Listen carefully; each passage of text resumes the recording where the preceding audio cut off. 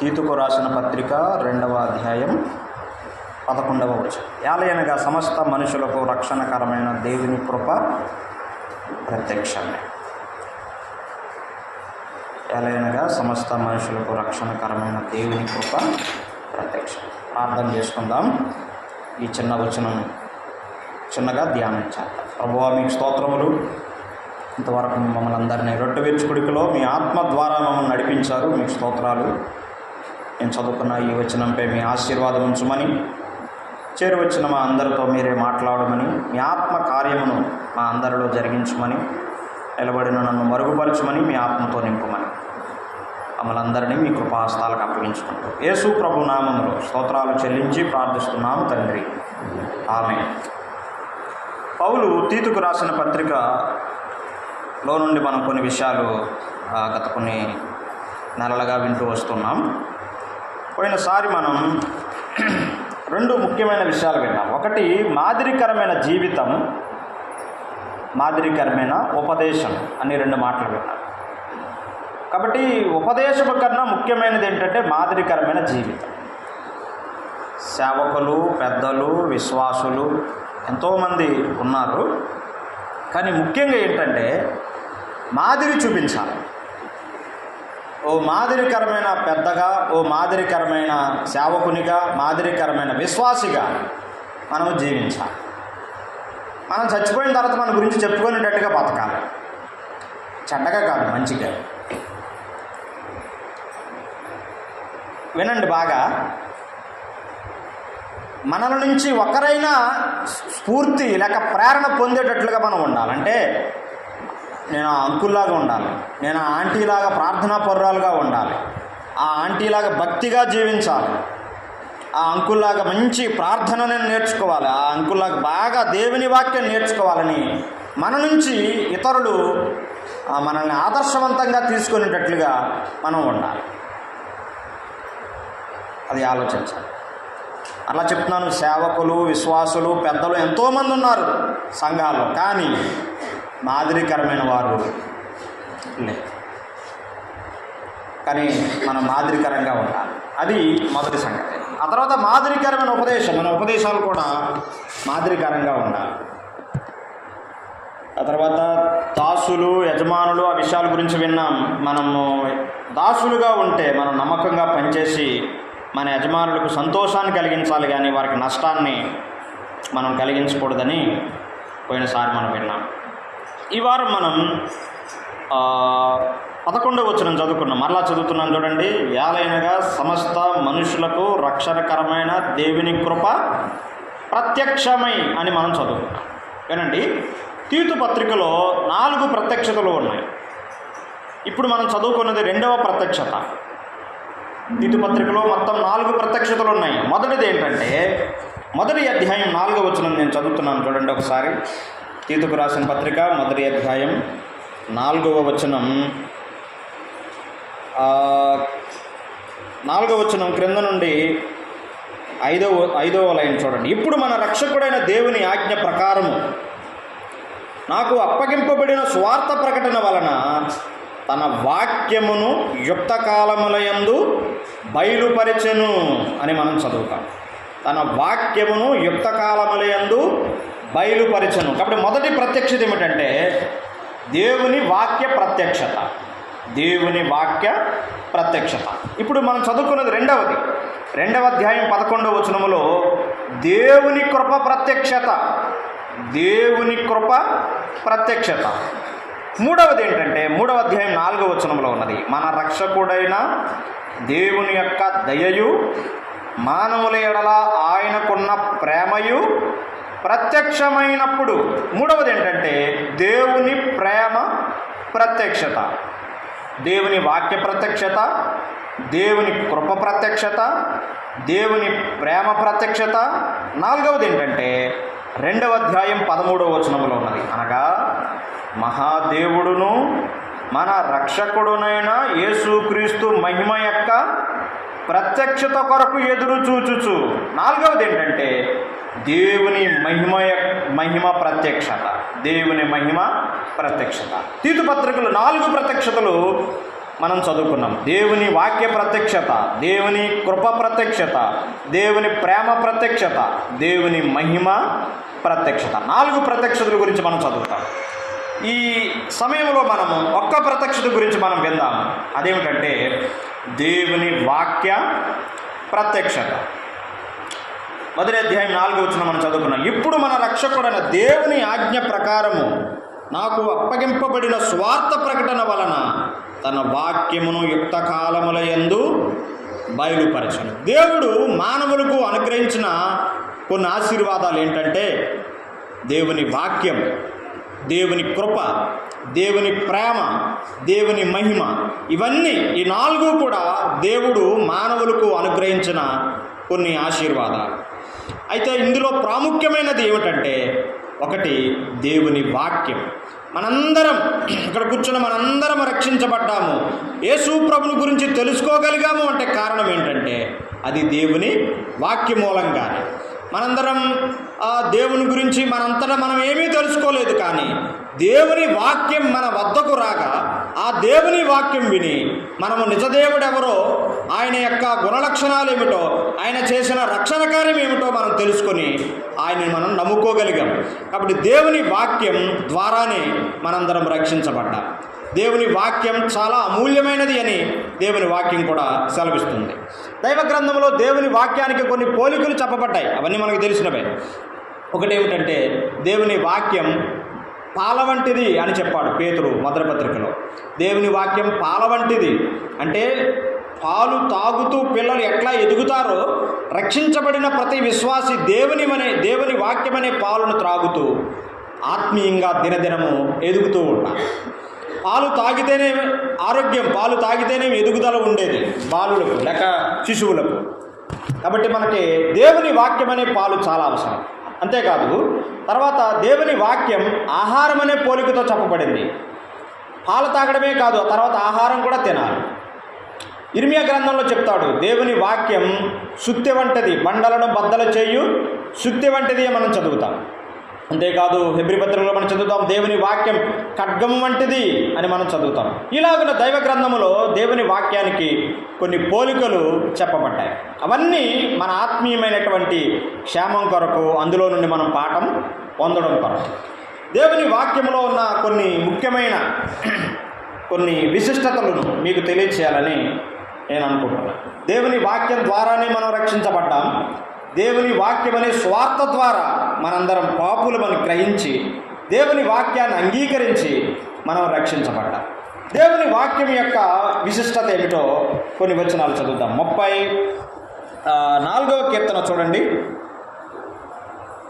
33వ కీర్తన 4వ వచనం చదువుతున్నాను. 33వ కీర్తన 4వ వచనం. యెహోవా వాక్యము యథార్థమైనది అని మనం చదువుతాం. దేవుని వాక్యం ఎటువంటిది అంటే యథార్థమైనది. దేవుని వాక్యం పరిశుద్ధమైనది.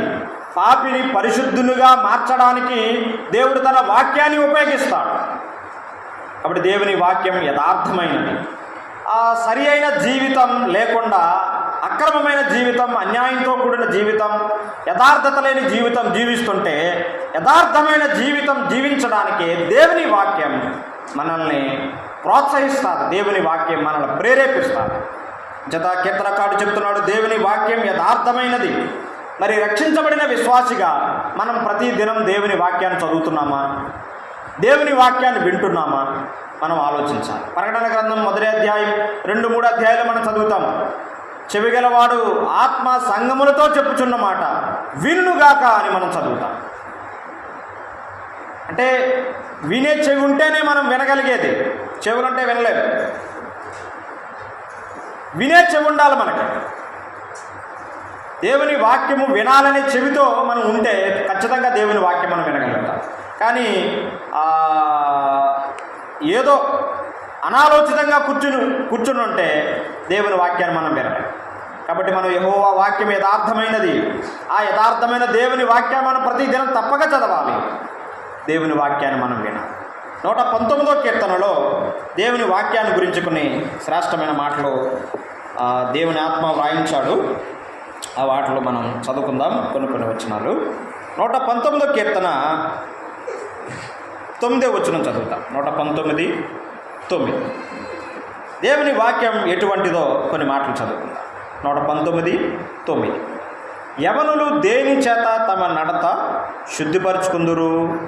నీ వాక్యమును బట్టి దానిని జాగ్రత్తగా చూచుకొనుట చేతనే కదా.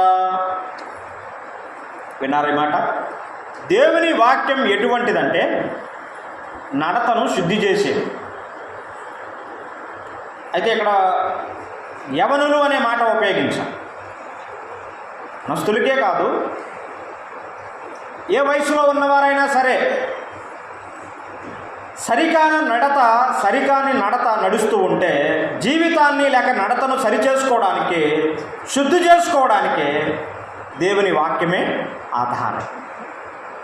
యవనస్తులు దేని చేత తమ నడతను శుద్ధిపరుచుకుందురు? నీ వాక్యమును బట్టి దానిని జాగ్రత్తగా చూచుకున్నట్టు చేతనే కదా. కాబట్టి జీవితాన్ని శుద్ధి చేసుకోవాలి, సరి చేసుకోవాలనే ఆలోచన కలిగిన వారు, ఆసక్తి కలిగిన వారు దేవుని వాక్యం వద్దకు వెళితే దేవుని వాక్యం ఏం చేస్తుందంటే మన నడతను శుద్ధిపరచుకోవాలని చెప్తారు. ఎలా శుద్ధి చేసుకోవాలో చెప్తుంది. దేవుని వాక్యం మనల్ని కడుగుతుంది. దేవుని వాక్యానికి కూడా మరొక పోలిక ఏంటంటే ఉదక స్నానము అనే మాట వాడబడింది తీతు పత్రికలోనే. అంటే నీరు వంటిది దేవుని వాక్యం, మనల్ని కడుగుతుంది. మనలో ఉన్న మురికిని, చెడుగును అంతటిని శుద్ధి చేసేటువంటి ఆ లక్షణం దేవుని వాక్యానికి ఉన్నది. అంచేత నడతను శుద్ధి చేసుకోవడానికి దేవుని వాక్యమే మనం ఆశ్రయించాల్సింది. నీ వాక్యమును బట్టి దానిని జాగ్రత్తగా చూచుకుంటూ చేతనే కదా అని మనం చదువుతున్నాం. ఒకవేళ జీవితం సరిగా లేదు, నడత సరిగా లేదు అనుకోండి, కారణం ఏంటో తెలుసా? మనం దేవుని వాక్యం వద్దకు వెళ్ళట్లేదు, దేవుని వాక్యాన్ని ఆశ్రయించట్లేదు, దేవుని వాక్యానికి జీవితానికి అన్వయించుకొని శుద్ధి చేసుకోవడానికి మనం ఇష్టపడట్లేదు. అందుకే జీవితంలో సరి అయినటువంటి శుద్ధి లేదు, సరి అయినటువంటి నడత లేదు. కాబట్టి దేని చేత మన నడతను శుద్ధి చేసుకోగలమంటే దేవుని వాక్యాన్ని. మరి ఎంతకాలంగా దేవుని వాక్యం వింటున్నా జీవితాన్ని ఏమైనా శుద్ధి చేసుకున్నామా? మన నడతను ఏమైనా శుద్ధి చేసుకోగలిగామా? ఒకవేళ లేదు అంటే కారణం ఏంటో తెలుసా? పక్కనే దేవుని వాక్యం వింటున్నాం అంతే తప్ప లోనికి దేవుని వాక్యం పోవట్లేదు. హృదయంలోనికి దేవుని వాక్యాన్ని మనం ఆహ్వానించట్లేదు, లేక అంగీకరించట్లేదు. కాబట్టి విశ్వాసి కానీ, యవనస్తులు కానీ ఎవరైనా సరే నడతను శుద్ధి చేసుకోవడానికి ముఖ్యమైనది దేవుని వాక్యం. దేవుని వాక్యం. అంతేకాదు 11వ వచనం చూడండి. నీ ఎదుట నేను పాపము చేయకుండానట్లు నా హృదయంలో నీ వాక్యము ఉంచుకొని ఉన్నాను అని. అంటే దేవుని ఎదుట మనము పాపము చేయకుండా మనల్ని అదుపు చేసేది ఏంటో తెలుసా? దేవుని వాక్యం. ఇప్పుడు మన అందరం దేవుని ఎదుట ఉన్నాం. వర్తమానం చెప్పే నేను కానీ వినే మనం అందరం కూడా దేవుని ఎదుట ఉన్నాం. మనము ఎక్కువగా చెడిపోవడానికి గల కారణం ఏంటంటే మనం దేవుని ఎదుట ఉన్నాం, దేవుడు మనల్ని చూస్తున్నాడనే స్పృహను కోల్పోవడం.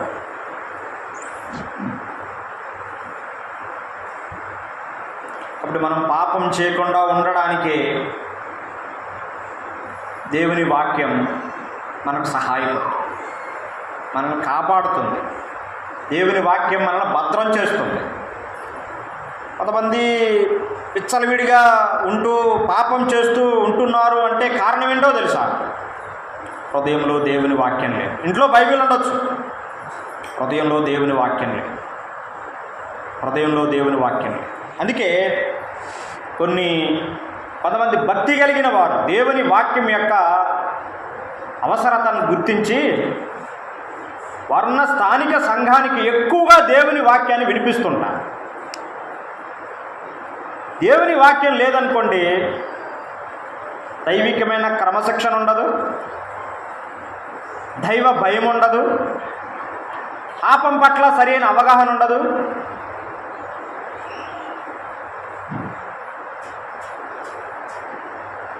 జీవితాన్ని విచ్చలవిడిగా జీవిస్తుంటారు. మనకు దేవుని వాక్యం అవసరం లేదా? తప్పకుండా కాదు. రకరకాల కూడికలను ఏర్పాటు చేస్తుంటారు కొన్ని సంఘాలు. యవనస్తుల కొరకు కొన్ని కూడికలు ఏర్పాటు చేస్తారు. సంఘం కొరకు కొన్ని ప్రత్యేకమైన వాక్యపు కూడికలు ఏర్పాటు చేస్తుంటారు. సహోదరుల కొరకు కొన్ని కూడికలు, పిల్లల కొరకు కొన్ని కూడికలు, ఇలాగ సారిసారికి కొన్ని కూడికలు ఏర్పాటు చేస్తుంటారు. గుర్తుపెట్టుకోండి, దేవుని వాక్యం ఏ సంఘములో అయితే తక్కువ అయిపోద్దో అక్కడ దైవ భయం పూర్తిగా నశిస్తారు. అక్రమం, అన్యాయం విస్తరిస్తుంది. ప్రజల్లో దైవ భయం కనిపించదు.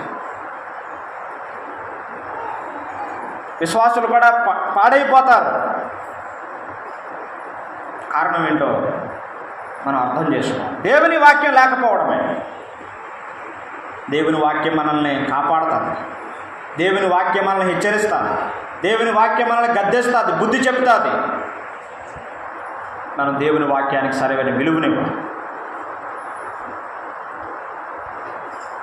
కీర్తనకారుడు చెప్తున్నాడు, నేను పాపము చేయకుండునట్లు ఆ హృదయంలో నీ వాక్యాన్ని ఉంచు.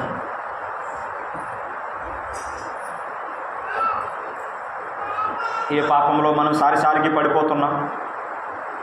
ఏ పాపం మనల్ని ఏలుతుంది?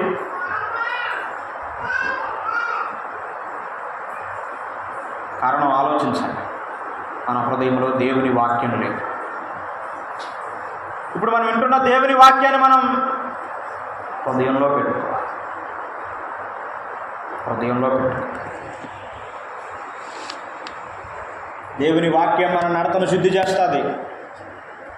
దేవుని వాక్యం మనం పాపం చేయకుండా మనల్ని అదుపు చేస్తుంది. 28వ వచనం చూడండి. 28వ వచనం, వ్యసనము వలన నా ప్రాణము నీరైపోయాను, నీ వాక్యము చేత నన్ను స్థిరపరచు. వ్యసనాల వల్ల ప్రాణం నీరైపోతారు. దేవుని వాక్యమే మనల్ని స్థిరపరుస్తారు. రకరకాల వ్యసనాల్లో చిక్కుకున్న వారు ఉంటారు. అదే వ్యసనమైనా కానీ ఆ వ్యసనాల్లో నుంచి బయటికి రావడం అనేది చాలా కష్టతరమైనది. కానీ అటువంటి కష్టమైన, క్లిష్టమైన పరిస్థితుల్లో కూడా మనం కలిగి ఉన్న వ్యసనంలో నుండి మనం బయటికి రావడానికి దేవుని వాక్యం మనకు సహాయపడుతుంది. ప్రభువా, నేను ఈ వ్యసనంలో నుండి బయటికి రాలేకపోతున్నాను, నేను ఈ వ్యసనాన్ని జయించలేకపోతున్నాను, నా వల్ల కావట్లేదు, నాకు శక్తిని ప్రభు అని మనం ప్రార్థన చేస్తే ప్రభువు మనల్ని ఆ వ్యసనంలో నుంచి బయటికి తీసుకొస్తాడు. స్థిరత లేకుండా మాటి మాటికి జారిపోతూ, పడిపోతూ, లేస్తూ, పడిపోతూ ఉంటే ప్రభువా, నా వల్ల కావట్లేదు, నన్ను పట్టుకోండి, నన్ను స్థిరపరచండి అని మనం మన చేయిని ప్రభువుకి అందిస్తే ప్రభువు మనల్ని స్థిరపరుస్తాడు. దేవుని వాక్యం మన నడతను శుద్ధి చేస్తుంది. దేవుని వాక్యం మనల్ని పాపం చేయకుండా అడ్డుకుంటుంది. దేవుని వాక్యం మనం కలిగి ఉన్న మనమున్న వ్యసనంలో నుండి బయటికి తీసుకొచ్చి మనల్ని స్థిరపరుస్తుంది. ఏ వ్యసనం మనల్ని పాడు చేస్తుంది? ఏ వ్యసనం మనల్ని ప్రభువు నమ్ముకోకుండా అడ్డుకుంటుంది? ఏ వ్యసనం నిన్ను, నీ కుటుంబాన్ని దూరం చేస్తుంది? ప్రభువా, నీ సహాయం మాకు దయచేయి. నేను కలిగి ఉన్న వ్యసనంలో నుంచి నన్ను బయటకు తీసుకురా ప్రభువా అని యథార్థతతో, నిజాయితీగా మనం ప్రార్థన చేస్తే ప్రభు తప్పకుండా సహాయం చేస్తాడు. 38వ వచనం చూడండి. 119:30, నీవిచ్చిన వాక్యము మనుషులలో నీ భయమును పుట్టించు. దేవుని వాక్యం ఏం చేస్తుందండి? భయాన్ని పుట్టిస్తారు. ఏ భయము? దేవుని భయాన్ని పుట్టిస్తారు. మనలో దేవుని భయము లేదు అంటే కారణం ఏంటో తెలుసా? మనము సరిగా దేవుని వాక్యాన్ని వినట్లేదు. దేవుని వాక్యం పట్ల మనకు శ్రద్ధ లేదు, ఆసక్తి లేదని అర్థం. దేవుని భయము లేని వ్యక్తి పాపం చేస్తుంటా. దేవుని భయము కలిగిన వ్యక్తి దేవుని వాక్యాన్ని వింటూ దేవుని పట్ల భయంతో బ్రతుకుతారు. దేవుని భయం అంటే ఏంటండి? ఏమండి, దేవుని భయం అంటే ఏంటి? భయంలో 2 రకాలు ఉన్నాయి. అమ్మా అయ్యా వింటున్నారా? భయంలో 2 రకాలు ఉన్నాయి. మొదటిది ఏంటంటే, నేనేదైనా పాపం చేశాను అనుకోండి, అమ్మో దేవుడు నన్ను శిక్షిస్తాడేమో, దేవుడు ఏదైనా చేస్తాడేమో, ఇది ఒక రకమైన భయం.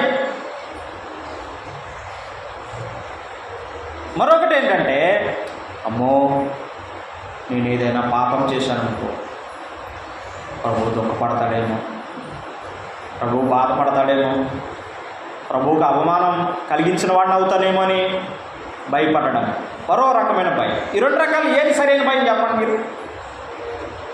మీరు ఏదనుకుంటున్నారు? నేను ఏదైనా కాని పని చేస్తే నన్ను బట్టి అమ్మకు అవమానం వస్తుందేమో, నేను ఈ పని చేస్తే నాన్న తలెత్తుకోలేడేమో, నాన్న చాలా సిగ్గుపడతాడు, గౌరవంగా బ్రతికిన నాన్న తలెత్తుకోలేడు, చాలా సిగ్గుపడతాడు, ఎంతో మంచి పేరు తెచ్చుకున్నాడు నాన్న, ఎంతో గౌరవంగా బ్రతుకుతున్నాడు సమాజంలో, సంఘంలో, కానీ నేను ఈ కాని పని చేస్తే నాన్నకెంత దుఃఖం, నాన్న ఎంత బాధపడతాడు, నన్ను ఎంత ప్రేమించి నాకు అవసరమైనవన్నీ దయచేసి నన్ను ఎంత చక్కగా చదివిస్తుంటే కాని పని చేసి నేను ఎందుకు నాన్నకు దుఃఖం కలిగించాలి? ఇది మంచి భయం, ఇది మంచి భయం. మనకి భయం ఉందా?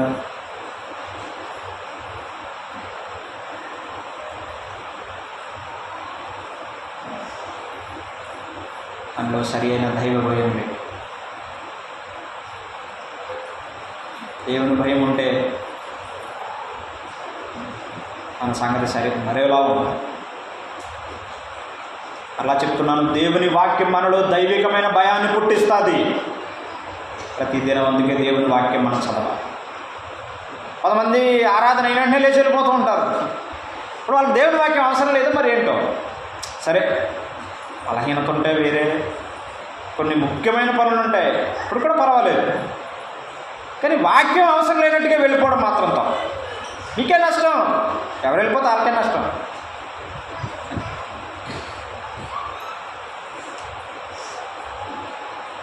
దేవుని వాక్యం మనలో దైవికమైన భయాన్ని పుట్టిస్తాం. నిర్గమాకాండం 20వ అధ్యాయం చూడండి.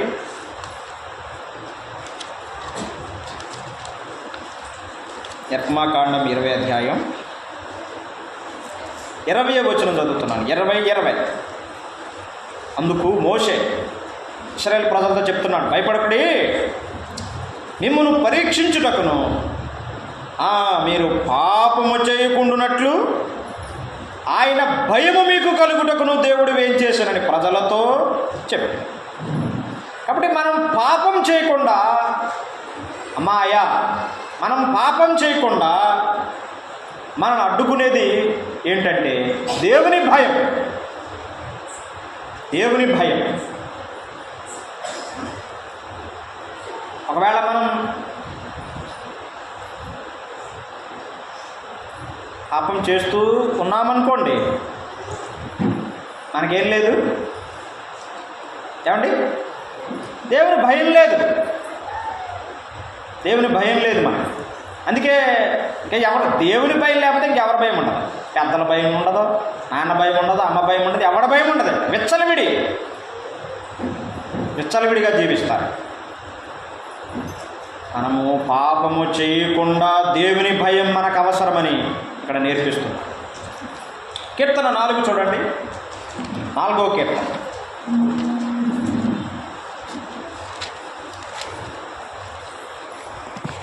నాలుగు 20 నిర్గమాకాండం కీర్తన 4:4.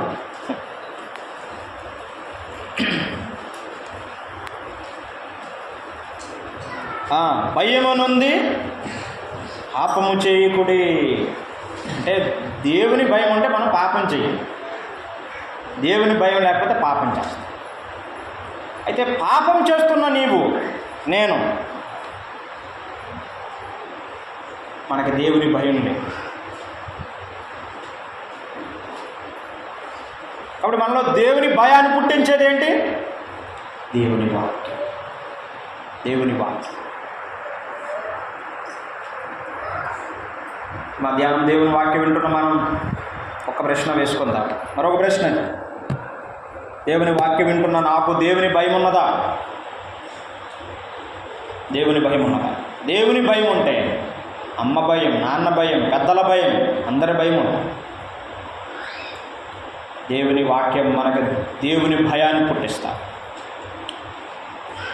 130వ వచనం చదువుదాం చూడండి. 119వ కీర్తన 130వ వచనం. 119, 130. నీ వాక్యములు వెల్లడి అగుడు తోడనే వెలుగు కలుగును, అవి తెలివి లేని వారికి తెలివి కలిగించు. దేవుని వాక్యం ఏం చేస్తుందంటే చీకటిని పారద్రోలి వెలుగును నింపుతుంది. ఎక్కడ దేవుని వాక్యం ప్రకటించబడుతుందో అక్కడ దేవుని వెలుగు ప్రసరిల్లుతుంది. ఎక్కడ దేవుని వాక్యం లేదు అక్కడ చీకటి అలుముకుంటుంది. చీకటి, అంధకారం, పాపం ఇవన్నీ అక్కడ విస్తృతంగా ఉంటాయి. దేవుని వాక్యం వెల్లడి అవ్వాలి. నేను మరలా చెప్తున్నాను, కొన్ని సంఘాలు దేవుని వాక్యానికి ఇవ్వవలసిన సమయాన్ని దొంగిలించి ఆ సమయంలో ఇతరత్రా విషయాలు ఏర్పాటు చేస్తున్నాయి. నా చిన్న జీవితంలో నాకు అర్థమైన సంగతి ఏంటంటే, మన కొత్త నిబంధన పద్ధతిని అనుసరించే సంఘాలకు చెందినవాడు, అది జీడియం కానీ బ్రదరన్ కానీ ఏదైనా కానీ, మనకి దేవుని వాక్యం తప్పితే ఇంకేమీ లేదు మన సంఘాల్లో. ఇతర సంఘాల్లో దేవుని వాక్యానికి మించిన సంగతులు ఉన్నాయి. దేవుని వాక్యం లేకపోతే ఇంకా చాలా సంగతులు ఉన్నాయి. మంచి క్వైర్ ఉంటుంది, మంచి పాటలు ఉంటాయి, మంచి యాక్షన్స్ ఉంటాయి, మంచి కొరియోగ్రాఫ్ ఉంటుంది, మంచి డెకరేషన్స్ ఉంటుంది, మంచి అంగులు ఆర్భాటాలు అన్నీ ఉంటాయి. కానీ మన సంఘాల్లో ఇవేమీ లేవు. మనకున్నది ఒకే ఒకటి, దేవుని వాక్యం. మన పునాది కూడా దేవుని వాక్యమే. మన పెద్దలు, మన పితరులు ప్రకటించింది కూడా దేవుని వాక్యమే. అంతకు మించి మనకి ఏమీ లేదు. ఒకవేళ దేవుని వాక్యాన్ని మనం పక్కనెట్టామనుకోండి, మన సంఘాల్లో ఇంకేముండదు, ఇంకేమీ లేదు, ఇంకేమీ లేదు. మనము దేవుని వాక్యాన్ని ఎక్కువ ప్రకటించాలి. దేవుని వాక్యాన్ని మనం ఎక్కువ వినాలి. ఇప్పుడు మనందరం బాగా వినగలుగుతున్నాం కదండి, మనందరికి వినగలిగే అవకాశం ఉంది. కొన్ని స్థలాల్లో లేదు. మనం చూస్తున్నాం కదా, టీవీలు, పేపర్లు, సోషల్ మీడియాలో చర్చిలోకి వచ్చి కొట్టడాలు, బెదిరించడాలు ఇవన్నీ వింటున్నాం, చూస్తున్నాం. వినే అవకాశం ఉండి కూడా మనం వినలేకపోతున్నాం అంటే అసలు మనం ఏమనాలి చెప్పండి? గుర్తుపెట్టుకోండి, ఎప్పుడు ఇట్లాగే ఉంటుందని ఎప్పుడు భ్రమపడద్దు. మనకి అసలు ఏమీ డోకా లేదు, మనకి చక్కగా ఇట్లాగే దేవుని వాక్యం వినొచ్చు అనుకోకండి. పరిస్థితులు ఎప్పుడైనా తారుమారు అవ్వచ్చు. సువార్త ప్రకటిస్తున్నారు మన సహోదరులు కొంతమంది బయటికి వెళ్ళి, స్వాగతం ఏం పలకట్లేదు అందరూ. కొన్ని చోట్ల అవమానం ఉంది, కొన్ని చోట్ల నిందలు ఉన్నాయి, కొన్ని చోట్ల బూతులు ఉన్నాయి, కొన్ని చోట్ల గాయపరచడం ఉన్నది. గుర్తుపెట్టుకోండి, దీని వెనుక ఉన్నది ఎవరో తెలుసా? మనకు తెలుసు కదా, వాడెవడో, ఆడే సాతాను లేక అపవాది. దేవుని వాక్యం ఎక్కడ ప్రకటించబడితే అక్కడ ఏం జరుగుద్ది? చీకటి పోతుంది, వెలుగు వస్తుంది. అది ఆడికి ఇష్టం ఉంటుంది కదా, మరి ఆడికి చీకటే ఇష్టం. అంచేత వెలుగు ప్రసరించకుండా దేవుని వాక్యాన్ని వాడు అడ్డుకుంటూ ఉంటాడు. దేవుని వాక్యాన్ని ఎప్పుడైనా అడ్డుకునేది అపవాదే, మర్చిపోకండి.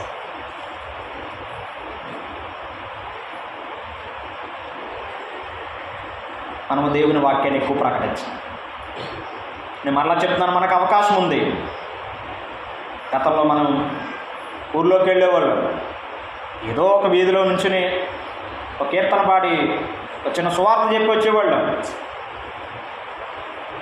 మనమేం చేయలేం, మన వల్ల ఏం కాదు. సువార్త పనిచేస్తాం. దేవుని వాక్యం పనిచేసేది. దేవుని వాక్యం జీవం కలిగినది, శక్తి కలిగినది, ప్రభావం కలిగినది. మనిషిని మార్చే శక్తి మనిషికి లేదు, దేవుని వాక్యానికి. అందుకు మనం దేవుని వాక్యాన్ని ప్రకటించాలి.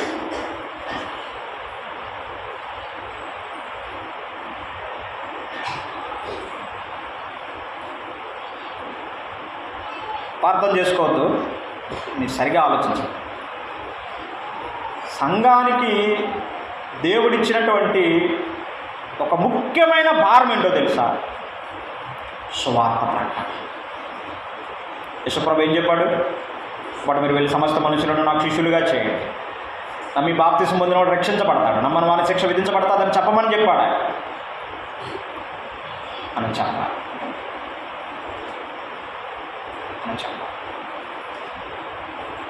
సువార్త ప్రకటన కన్నా మించింది మరొకటి లేదు.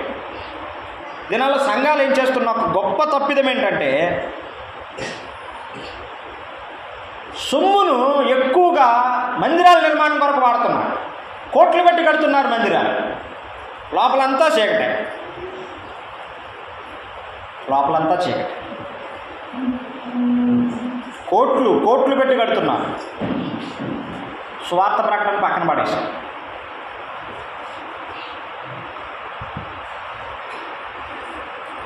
నేను నేర్చుకున్న సంగతే చెప్తున్నాను.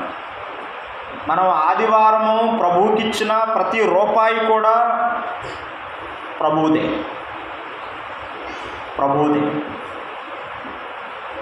మరి ఈ డబ్బులో నాకు ఎలా వెళ్తాయంటారు? సూట్ కేసులు పట్టుకెళ్ళాలా రేపు? ప్రభువా మరి మన సంఘంలో పెద్దలుగా పెట్టావు, ఇదిగో మరి పుస్తకం ఇదిగో, ఇంత వచ్చింది, ఎంత ఖర్చు అయింది, ఇదిగో మిగతా అంతా బ్యాగ్లో తీసుకొచ్చామని మనం పట్టుకెళ్ళలేమని తీసుకోవడం కూడా. మరి అట్లా సువార్త ప్రకటనకు రేపు పర్లోకి వెళ్ళిన తర్వాత, ప్రభువా మరి 10 ఎకరాలు దొడ్డుకున్నాం ప్రభువా, మరి మీరు ఇచ్చిన మీ డబ్బుతో అన్నామనుకోండి, 10 ఎకరాలు కొన్నారు, బాగా సంపాదించారండి అంటాడా?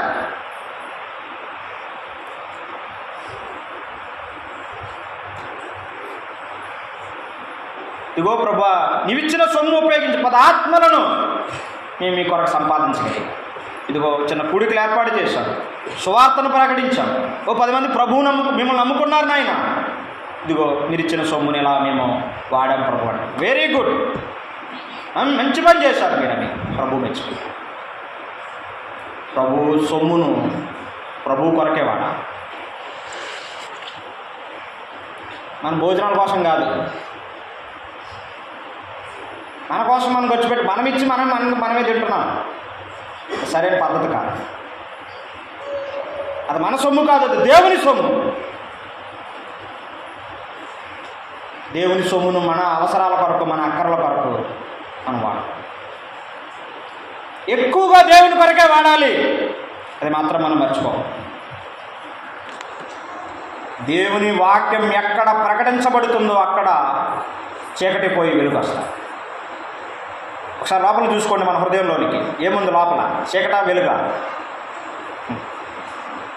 దేవుని వాక్యం ఉంటే వెలుగు ఉంటుంది. దేవుని వాక్యం లేదనుకోండి, అంతా చీకటే.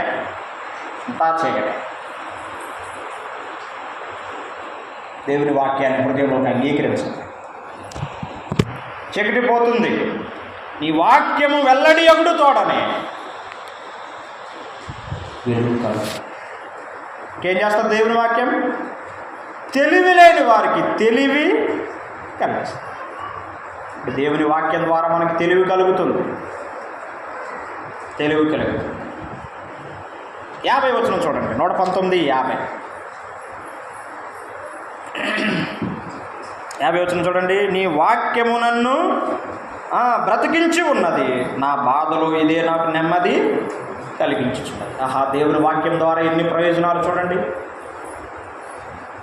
దేవుని వాక్యము ద్వారా నడత శుద్ధి అవుతుంది. దేవుని వాక్యం ద్వారా పాపం చేయకుండా భద్రత కలుగుతుంది. దేవుని వాక్యం ద్వారా వెలుగు కలుగుతుంది. దేవుని వాక్యము ద్వారా తెలివి కలుగుతుంది. దేవుని వాక్యం ద్వారా దేవుని భయం కలుగుతుంది. దేవుని వాక్యం ద్వారా ఆదరణ, నెమ్మది, కలుగుతుంది. సంఘానికి వచ్చే వాళ్ళు అందరూ ఆనందంతో ఏం రారు. రకరకాల సమస్యలు, చిక్కులు, వేదనలతో వచ్చేవారు. నాకు అసలు ఏ బాధ లేదు, బందీ లేదన్న వాళ్ళు ఎవరు ఉంటారండి? ₹1,00,00,000 అన్న వాళ్ళు కూడా ఏదో కష్టం ఉంటారు, కూటికి లేనప్పుడు కూడా ఏదో కష్టం ఉంటారు. అంటే వీళ్ళందరికీ ఈ బాధలు, కష్టాలు, వేదన, నెమ్మది లేని పరిస్థితులు ఉన్న వాళ్ళందరికీ ఎలా చదువుకోకూడదు. మన బాధలో మనకు నెమ్మదినిచ్చేది సొమ్ము కాదు. ఏమన్నా ₹1,00,00,000 అంటే ఏ సమస్యలు ఉండవా? ఏ బాధలు ఉండవా? ఏ కష్టాలు ఉండవా? ఏ కొరతలు ఉండవా? మన బాధల్లో మనకు నెమ్మదినిచ్చేది దేవుని వాక్యం. కొన్నిసార్లు ఆనందంగా ఉన్నప్పుడు దేవుని వాక్యం సహించదు మనకి కదండి. ఆనందంగా ఉన్నప్పుడు దేవుని వాక్యం మనకి అంగీకారంగా ఉంటుంది. కానీ బాధగా ఉన్నప్పుడు మాత్రం ఎంత దేవుని వాక్యం కావాలి. కష్టాల్లో, బాధలు ఉన్నప్పుడు దేవుని వైపే చూస్తాం, దేవుని వాక్యం కొరకే చూస్తాం. ఈ వాక్యం నా కొరకే, ఈ మాట నా కోసమే అనుకుంటాం. కానీ అపని చేయొద్దు, అలా జీవించొద్దు, ఇదిగో ఈ సంగతి నీలో ఉందని చెప్తే పళ్ళు నూరేస్తాం. దేవుని వాక్యం నా కోసమే, మన కోసమే. మనకి బాధలో నెమ్మదినిచ్చేది దేవుని వాక్యం.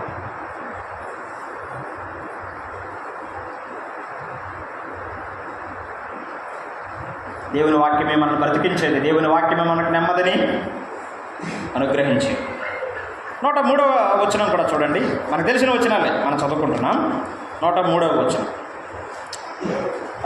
నీ వాక్యములు నా జీవకు ఎంతో మధురములు, అవి నా నోటికి తేనె కంటే తీపిగా ఉన్నవి. దేవుని వాక్యం ఎలాంటిది? ఎలాంటిది? తేనె కంటే తీపిగా ఉండేది. దేవుని వాక్యం మధురంగా ఉంటుందా నోటికి? దేవుని వాక్యం మనకు రుచిస్తుందా? ఒకవేళ కాదు అంటే లోపల ఏదో తేడా ఉందన్న. ఏం తిన్నా నోరు చేదుగా ఉంటుంది, ఆరోగ్యం బాగాలేదు, హాస్పిటల్కి వెళ్తే డాక్టర్ చెప్తారు, నీకు సంగతి ఉంది అబ్బాయి, నీకు జ్వరం ఉంది, ఇంకే నోరంతా నీకు అట్లా ఉంది అని చెప్తారు. దేవుని వాక్యం తేనె కంటే తీపిగా ఉండే, మనకి ఆరోగ్యాన్ని ఇచ్చేది, మనకు ఆరోగ్యాన్ని ఇచ్చేది. 105వ వచనం కూడా చూడండి, నీ వాక్యము నా పాదములకు దీపమును, నా త్రోవకు వెలుగునై. దేవుని వాక్యం వెలుగు. దేవుని వాక్యం మనకి సరి అయిన త్రోవలో, సరి అయిన దిశలో వెళ్ళడానికి మనకి మార్గము చూపించే మార్గదర్శి దేవుని వాక్యం.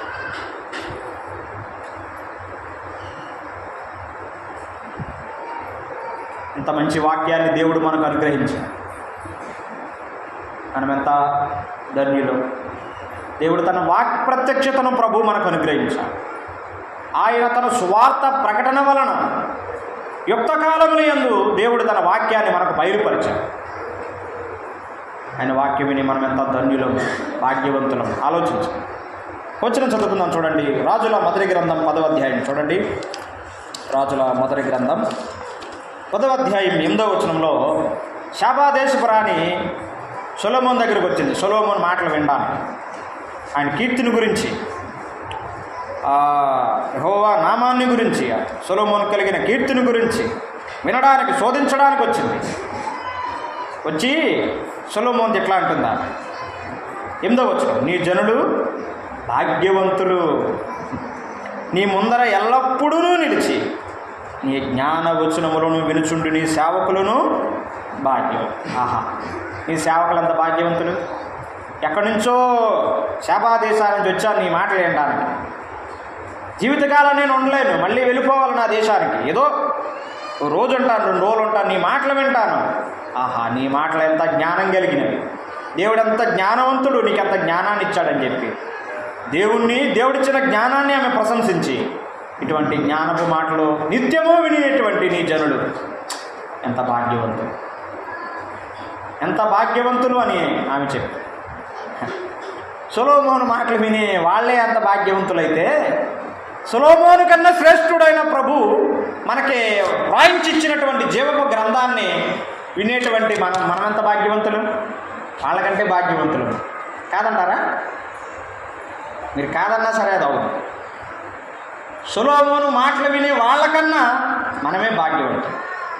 దేవుని జీవపు మాటలు విని, దేవుని యొక్క శక్తి కలిగిన మాటలు విని మనమే భాగ్యవంతులు.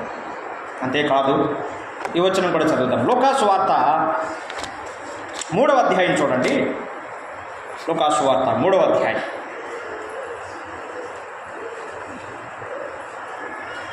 3వ అధ్యాయం మొదటి 2 వచనాలు చదువుతున్నాను.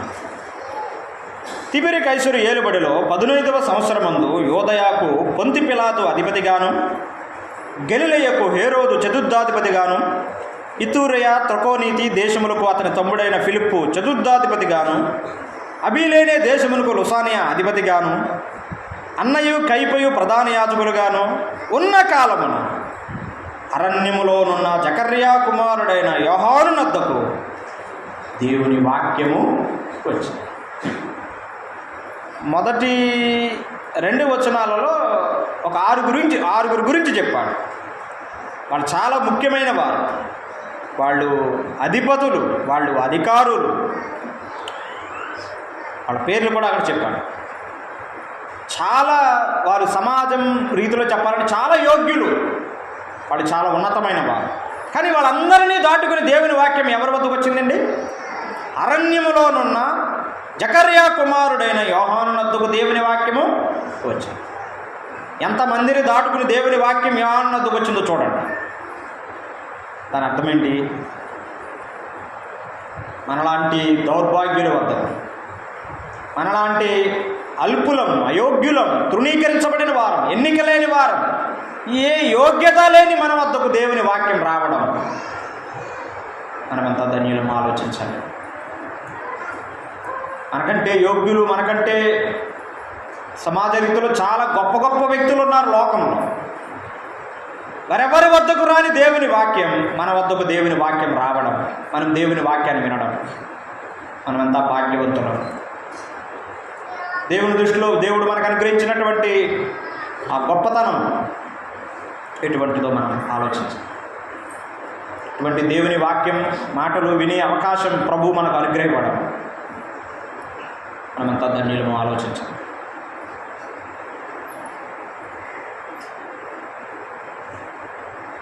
ఇటువంటి దేవుని వాక్యాన్ని మనం సిద్ధపాటుతో వినాలి. ఆరాధనకు మనం సిద్ధపడి రావాలి. దేవుని వాక్యం వినడానికి, చెప్పడానికి కూడా సిద్ధపడే రావాలి. సిద్ధపాటుతో రాకపోతే కొన్ని ఇబ్బందులు ఉంటాయి. చెప్పడమే కాదు, వినడానికి వచ్చేవారు కూడా సిద్ధపడి రావాలి. ప్రతి ఆదివారం తప్పకుండా మనం ఇలా ప్రార్థన చేసుకుని రావాలి. ప్రభువా, నేను మీ సన్నిధికి వెళుతున్నాను, మిమ్మల్ని ఆరాధించడానికి సహాయం చేయండి. అంతేకాదు, ఈరోజు నాతో మాట్లాడండి, ఈ వాక్యము ద్వారా నాతో మాట్లాడండి ప్రభు అని మనం నిజంగా ప్రార్థన చేసుకుని వస్తే తప్పకుండా దీవించబడి వెళ్తాం. తప్పకుండా దేవుని స్వరం వినే మనం వెళ్తాం. అయితే దేవుని వాక్యం పట్ల మన వైఖరి ఎట్లా ఉండాలో ఒక 2-3 వచనాలు చదివి నేను ముగిస్తాను. అపోస్తుల కార్యాల గ్రంథం 4:4 చూడండి. దేవుని వాక్యము పట్ల మన వైఖరి ఎట్లా ఉండాలి? 4:4 వాక్యము వినిన వారిలో అనేకులు నమ్మిరి అని మనం చదువుతాం. వాక్యాన్ని విని ఏం చేయాలి? మనం నమ్మాలి. వాక్యం వింటే సరిపోదు, వాక్యమును విని నమ్మాలి. నెంబర్ 1 వినాలి, విని నమ్మాలి. 2:37 చూడండి. అపోస్తుల కార్యాలు 2:37 వారు ఈ మాట విని హృదయములో నొచ్చుకో, సహోదరులారా మేమేమి చేతుమని పేతురును కడమ అపోస్తులను పేతురు ఒక ప్రసంగం చేశాడు. యేసు ప్రభుని గురించి చెప్పాడు. చెప్పగా అక్కడ ఉన్నటువంటి వారందరూ దేవుని వాక్యం విన్నారు. విన్న తర్వాత వాళ్ళు ఏం చేశారంటే అడుగుతున్నారు. వాక్యం విన్న తర్వాత ఇప్పుడు మేమేం చేయాలండి? వాక్యం విన్న తర్వాత వాక్యం విన్న ప్రజలు అడుగుతున్నారు, ఇప్పుడు మేమేం చేయాలి? సహోదరులారా, మేమేమి చేయటం? అప్పుడు పేతురు చెప్పాడు, మీరు మారు మనసు పొందండి, యేసుప్రభు దగ్గర మీ పాపాలు ఒప్పుకోండి, ఆయన రక్షకునిగా అంగీకరించండి, మీరు ప్రత్యేకంగా జీవించండి అని చెప్పి కొన్ని మాటలు చెప్పాడు. 3,000 మంది ఆ రోజు ప్రభువుని నమ్ముకుని బాప్తిసం పొందారు. మనము దేవుని వాక్యం వింటున్నాం, అంగీకరించాలి. దేవుని వాక్యమునందు విశ్వాసం ఉంచాలి. నేనేం చెయ్యాలని అడగాలి వాక్యం విన్న తర్వాత. అపోస్తలుల కార్యాల గ్రంథం 16వ అధ్యాయంలో ఆ చెరసాల నాయకుడు ఒక పెద్ద కేకేస్తాడు, అయ్యలారా, రక్షణ పొందడానికి నేనేం చేయాలి? ఏం చేయాలి? ప్రభువైన అయిన యేసునందు విశ్వాసం ఉంచును, అప్పుడు నీవును నీ ఇంటి వారును రక్షించు. దేవుని వాక్యం విని విశ్వాసం ఉంచాలి. దేవుని వాక్యం విని ప్రభువైన అయిన యేసుక్రీస్తును రక్షకునిగా అంగీకరించాలి. చివరి మాట చదివి నేను ముగిస్తాను. లూకా సువార్త 16వ అధ్యాయం. లూకా సువార్త 16వ అధ్యాయం 31వ వచనం. 16:31. అందుకతడు, మోషేయు ప్రవక్తలలో చెప్పిన మాటలు వారు వినని ఎడల మృతులలో నుండి ఒకడు లేచినను వారు నమ్మరని అతనితో చెప్పు. మోషే ప్రవక్తలు చెప్పే మాటలే వినకపోతే సమాధిలోంచి ఒకడు లేచి వెళ్ళి చెప్పినా ప్రజలు వినరు, నమ్మరు అని చెప్పు. విషయం మనకు తెలుసు. ధనవంతుడు చనిపోయాడు, ముందు లాజరు చనిపోయాడు, అతడు పరలోకం వెళ్ళాడు. ఆ తర్వాత ధనవంతుడు కూడా చనిపోయాడు, అతడు పాతాళంలో బాధపడుతున్నాడు. పాతాళం అనేది కథ కాదది. లాజరు ధనవంతుడు కథ కాదది, యథార్థమైన సంఘటన. అది ఒక యథార్థమైన విషయం.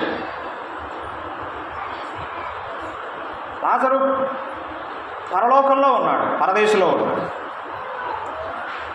అతడు ప్రభువు నమ్ముకున్న వ్యక్తి కాబట్టి పరలోకంలో ఉన్నాడు. మరి ఈ ధనవంతుడు పాతాళంలో బాధపడుతున్నాడు.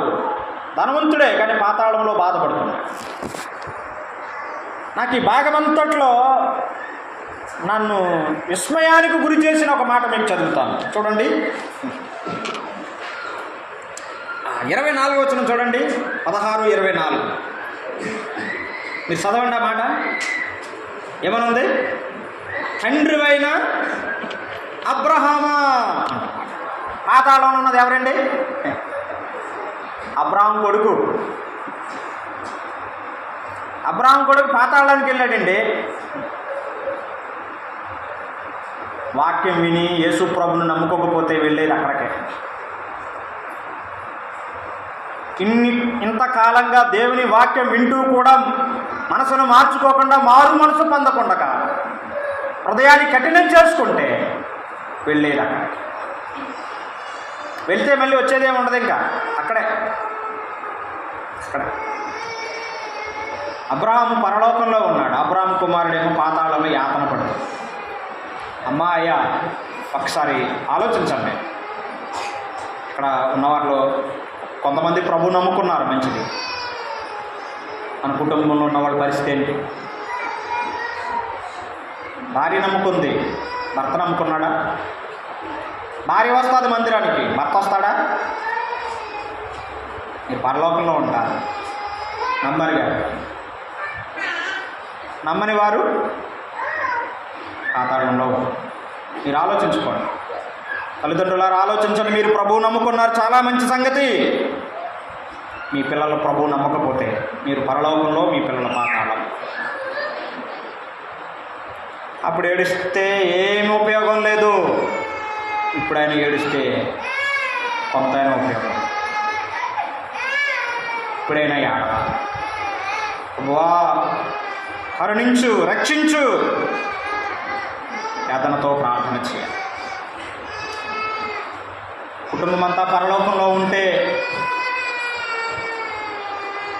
అది ఆశీర్వదించబడిన కుటుంబం. కుటుంబంలో కొందరు అటు కొందరు ఇటు ఉంటే అంతకన్నా విచారకరము మరొకటి. మనకింత స్పష్టంగా దేవుని వాక్యం వినబడుతూ ఉండగా కూడా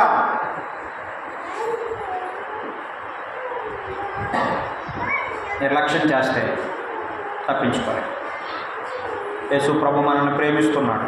మనం రక్షించడానికి ఆయన పరలోకాన్ని నుంచి భూలోకానికి మానవుడిగా వచ్చాడు. మన కొరకు ఆయన యావత్ రక్తం అంతా చిందించాడు. ఆయన చనిపోయాడు, సమాధి చేయబడ్డాడు, మరలా పునరుద్ధానం 3వ దినాన తిరిగి లేచాడు.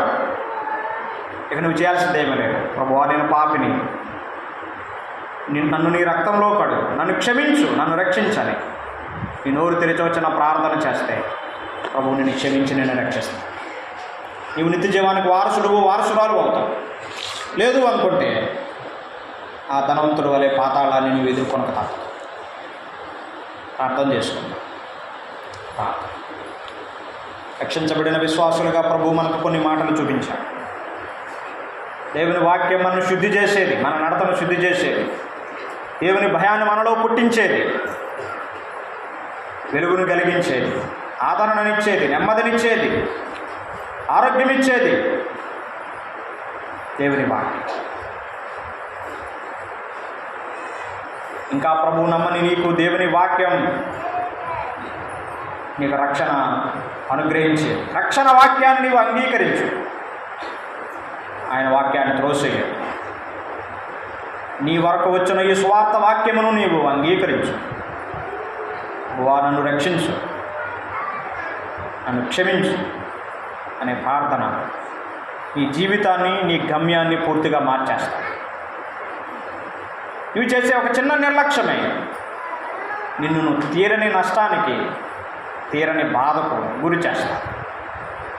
ఏం కావాలి? ఏం ఎదుర్కొంటావు?